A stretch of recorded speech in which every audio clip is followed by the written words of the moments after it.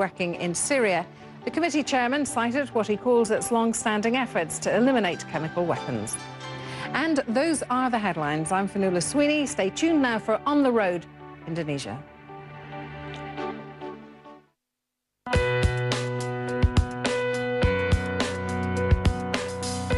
Hello and welcome to On the Road, Indonesia.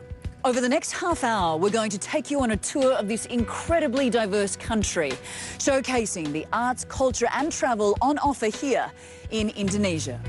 Well, it's the most populous Muslim nation, home to more than 240 million people, comprising of 17,000 islands and 3 different time zones. It's where the traditional and modern come together, and it's making its mark on the rest of the world. I'm Anna Corrin. Let's start our journey.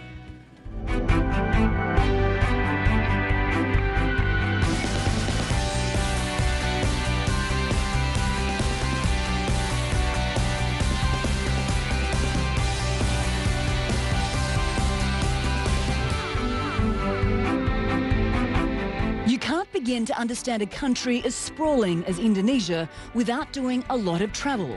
So CNN has hit the road, starting here in Borobudur, then going to nearby Yogyakarta. We then flew to the capital, Jakarta, then off to Bandung, Bali, and finally Flores and Rinca Islands. We are here in Borobudur, one of the greatest Buddhist monuments in the world. It was built more than 1,000 years ago, but it wasn't listed a World Heritage Site until 1992.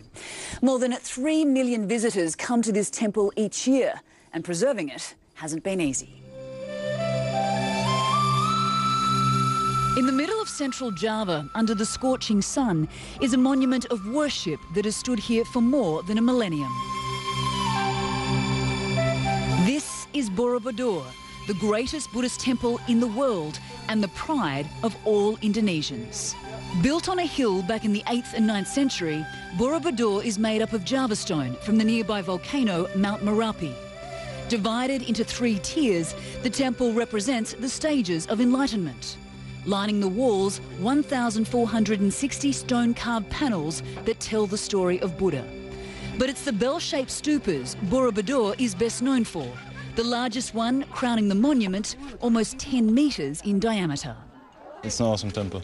Yeah, the architecture, the structure, it's amazing. Very, very impressive.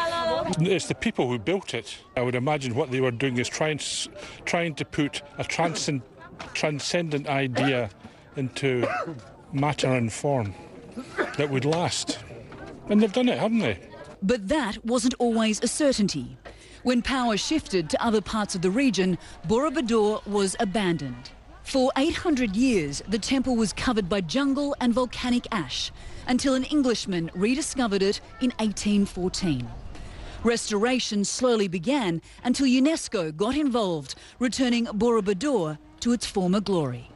Back in 1973, under the guidance of UNESCO and the Indonesian government, this entire temple was pulled apart. Over the next 10 years, they rebuilt the foundations, making it stronger against earthquakes, and upgraded the centuries-old drainage system, before finally putting all 2 million blocks of Java stone back into their original place. In 1992, it became a World Heritage Site and is now one of Indonesia's most popular tourist destinations. All people, many religions come to Borobudur. Borobudur, asset of the world. And to the local community, whose economy relies heavily on Borobudur. So when Mount Merapi erupted in 2010, covering the temple in 3 centimetres of acidic volcanic ash, 3,000 volunteers spent the next year meticulously cleaning every inch of Borobudur. One of those people was tour guide Mura Aristina. The 31-year-old has been working here for 14 years, and although he's Muslim, like most of his fellow Indonesians, he believes this is one of the most sacred places on earth. I think the Borobudur, it was built not only for prayer or meditation, but maybe the main one is just to learn how to be a Buddha. Buddha means awareness, understanding the soul. So I think this is a big library, how somebody can come and learn all about universe, all about our life. As stonemasons ply their craft each day to conserve this piece of history, the hope is Borobudur will still be standing 1,000 years from now. The Borobudur temple is about an hour and a half's drive from the centre of Yogyakarta, a city that takes great pride in its arts and culture. I was lucky enough to meet one of its renowned architects and learn about his commitment to design and community, especially in the face of natural disaster. Under coconut palms and banana trees in a small village outside Yogyakarta, the rhythms of life revolve around family, tending to rice paddies and their livestock. But just before dawn on the 27th of May 2006, this peaceful existence was shattered when a 6.3 magnitude quake lasting almost a minute flattened buildings within a 20-kilometre radius. Densely populated areas became piles of rubble, claiming the lives of more than 3,500 people. What did this place look like after the earthquake? Well, most of the house, I think, collapsed because you see, this is still some bricks left, I think. And they use bricks mainly for their construction? Yes, brick, but with poor quality cement. Renowned Indonesian architect Eko Prawoto knew people in this village and needed to help. He contacted a local newspaper and asked for donations for building materials. And then, over the next few months, he and his team volunteered their time to construct more than 100 new homes. They use coconut wood bound together with bolts, based on traditional design. The whole wooden pieces become kind of one, so it's very stable. It still have a flexibility as a wooden structure, so it means that it will stand during the tremor. Situated in what's known as the Ring of Fire, Indonesia is prone to earthquakes.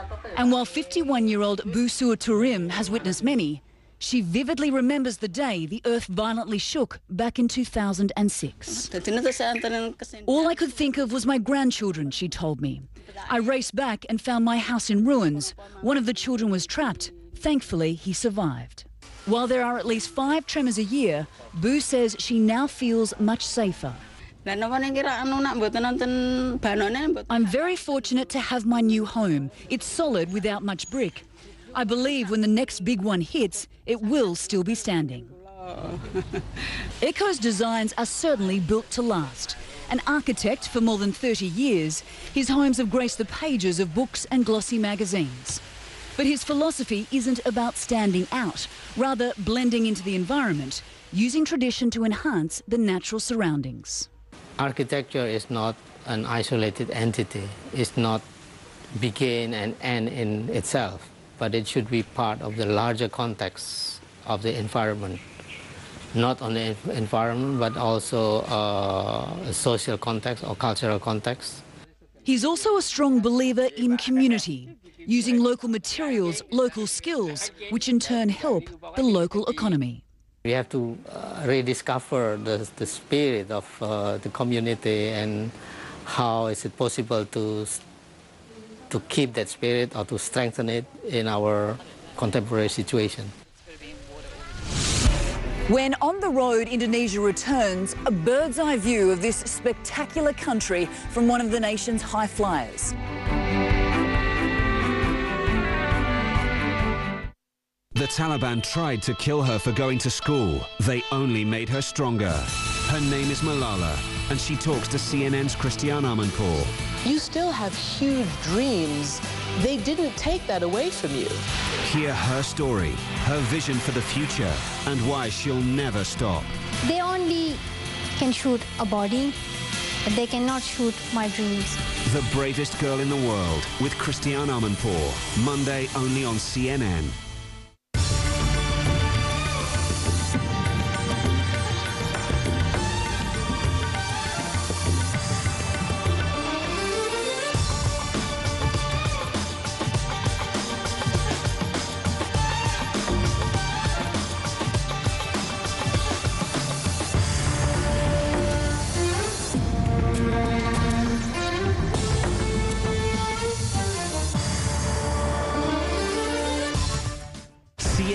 original series Anthony Bourdain Parts Unknown, Copenhagen. Denmark is like the happiest place on earth. Go on a culinary adventure through one of the best restaurants in the world. Pushing you to rethink what's edible. It's like I've never tasted a green vegetable that good. Where it comes from. Let's grab a bunch of these for lunch, no? And how it reflects the Danish landscape and culture. Cheers. Anthony Bourdain Parts Unknown, Copenhagen, Sunday on CNN.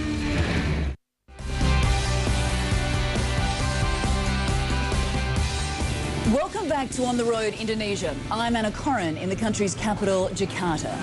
Now, Indonesian food is a well-kept secret. It doesn't share the fame of its neighbours like Thailand, Singapore or Vietnam. Perhaps its best-known dish is the nasi goreng, fried rice with chicken, prawn and egg. Well, renowned Indonesian chef William Wonzo wants to change this and export the country's best dishes to the world. Well, he took us to his favourite food spots in Yogyakarta. At the back of a humble house on the outskirts of Yogyakarta is a kitchen of an elderly woman who's dedicated her life to cooking. It wasn't out of choice, but rather necessity, as Mbak Mato was forced to support her struggling family as a teenager. She would travel to neighbouring villages to sell her signature dish, mangut lele, otherwise known as spicy catfish. But now customers come to her, the 90-year-old converting her home into a makeshift restaurant. So this is her home? Her home. This is her kitchen. It's amazing, right? It is amazing. And William Wongso would certainly know. Oh, this is a papaya leaf. As one of Indonesia's most famous chefs, he's become an expert in culinary tradition. What is the secret to her cooking? Why is it so popular? Why do people come? You know, it's a long way out of Yogyakarta. It's a very home cooking, very traditional. Everything they still, you see, they don't use electronic things to pound the spices, pound by hand. You can see there, and they cook with a wood fire. It's a kind of cooking with passion. Which is something he believes is missing from Indonesian cooking and a problem he's determined to rectify. Working closely with the government, Wongso has started a program training up young chefs like 22-year-old Putri Rizky Mumpuni. I hope someday I can learn about recipe from her. Because I know, for me, I'm the beginning of chef, but I have to learning more about Indonesian food, like a traditional food, so you can find here. Food is a big part of Indonesian culture, and yet their dishes are not well known beyond its borders. You know, if you come to Jogja, this is a dish that you must taste before you leave Jogja, called Gudeg. Gudeg, a dish of chicken, duck egg, rice and the famous jackfruit cooked for 24 hours in spices and coconut sugar. Wongso takes us on a tour of the kitchen where the wood fires burn 24 hours a day before allowing us to taste one of his favourite dishes. Yeah, that's good. Showcasing Indonesian cuisine to the rest of the world has become a passion project for this 66-year-old chef. And what better way to do it than design the menu for the state dinner at this year's APEC summit in Bali, upon the request of the Indonesian president. This is the dream that's almost come true, that the state dinner highlight on Indonesian food. Mbak Mato won't be cooking for any presidents or prime ministers, but her customers all know one thing for certain. She is a master chef in Indonesia. Indonesia is such a vast country, as wide as the United States, from New York to San Francisco, so it's virtually impossible to see it all in one trip. But aerial photographer Jez O'Hare has spent nearly 20 years documenting the natural wonders of this country, from its pristine beaches to its fiery volcanoes. And he shares with us what it's like to see Indonesia from above.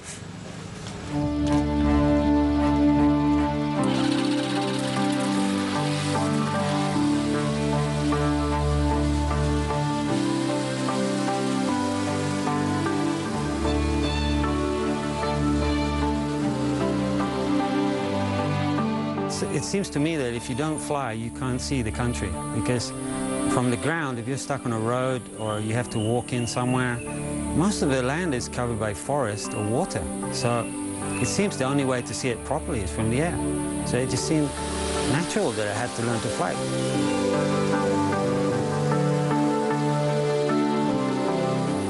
Flying the trike feels literally like a Harley with wings.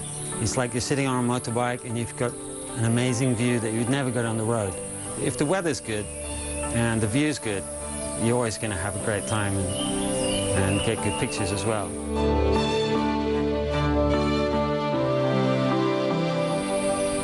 I grew up here and I became an Indonesian citizen.